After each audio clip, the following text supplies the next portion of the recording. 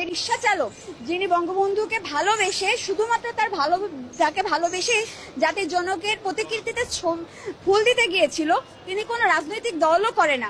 আজকে আমরা বিজ্ঞ আদালতে তার জামিনের জন্য প্রার্থনা করেছিলাম, বিজ্ঞ আদালত ন্যায় বিচার নিশ্চিত করেছেন এবং তাকে জামিন দিয়েছেন। আজকে জামিন হওয়ার কথা ছিল বলে আমি আসছিলাম, জামিন শুনানি হয়েছে।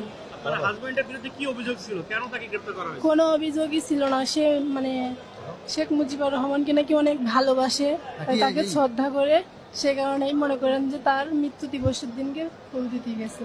সে বঙ্গবন্ধুকে নাকি অনেক ভালোবাসে, তাকে এই কারণে। সে কোনো দল করে না। আপনার কি জামিন হওয়াতে খুশি নাকি? যে আমি অনেক খুশি। বিগত 15ই আগস্ট একজন রিক্সা চালকের ঘটনা আমাদের প্রত্যেকটি সোশ্যাল মিডিয়াতে ভাইরাল হয়েছে এবং আমরা প্রত্যেকে জেনেছি এবং বিভিন্ন নিউজগুলো থেকেও আমরা জেনেছি যে একজন রিক্সা চালক বঙ্গবন্ধুর প্রতি যে ভালোবাসা, সেই ভালোবাসার জায়গা থেকে তার পরিশ্রমের টাকা দিয়ে 400 টাকা দিয়ে তিনি একটি ফুল কিনেন এবং সেই ফুলটা বঙ্গবন্ধুর প্রতিকৃতিতে দেওয়ার জন্য যান এবং সেই মুহূর্তেই তিনি একটি তোপের মুখে পড়েন এবং ওই সময় যারা ছিল তার সাথে মব করে, প্রচুর মারধর করে এবং তার যে রিক্সা সেটি ভেঙে দেয়। মূলত তার সাথে এখানে অন্যায় করা হয়েছে, তাকে মারধর করা হয়েছে, যেটি আমাদের দণ্ডবিধি আইনের 323 ধারা কভার করে। RICL TMX, যুগের পর যুগ স্থাপনা থাকে মজবুত।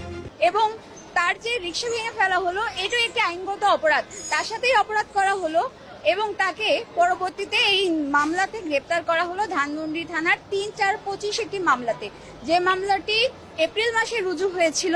বৈষম্য বিরোধী ছাত্র আন্দোলনের একটি মামলা।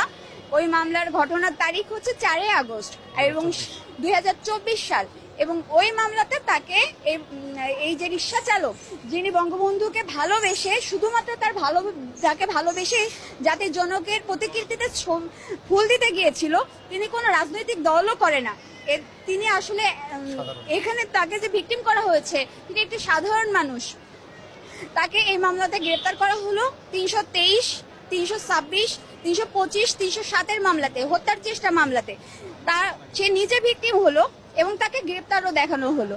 আজকে আমরা বিজ্ঞ আদালতে তার জামিনের জন্য প্রার্থনা করেছিলাম, বিজ্ঞ আদালত ন্যায় বিচার নিশ্চিত করেছেন এবং তাকে জামিন দিয়েছেন। যেহেতু তার এই মামলায় তিনি এছাড়ভুক্ত আসামি না, তাকে সাসপেক্টেড আসামি হিসেবে গ্রেপ্তার করা হয়েছে এবং তার কোনো রাজনৈতিক সংশ্লিষ্টতা নেই এবং এই যে ঘটনার তারিখ বা ঘটনা এই সম্পর্কে তিনি কিছুই জানেন না এবং কোনো উপাদানও এখানে রিলেভেন্ট কোনো উপাদান নেই যে তিনি এই মামলার সাথে কোনোভাবে জড়িত। এই কারণে বিশেষ বিবেচনায় তাকে আজকে এই মামলায় জামিন প্রদান করা হয়েছে।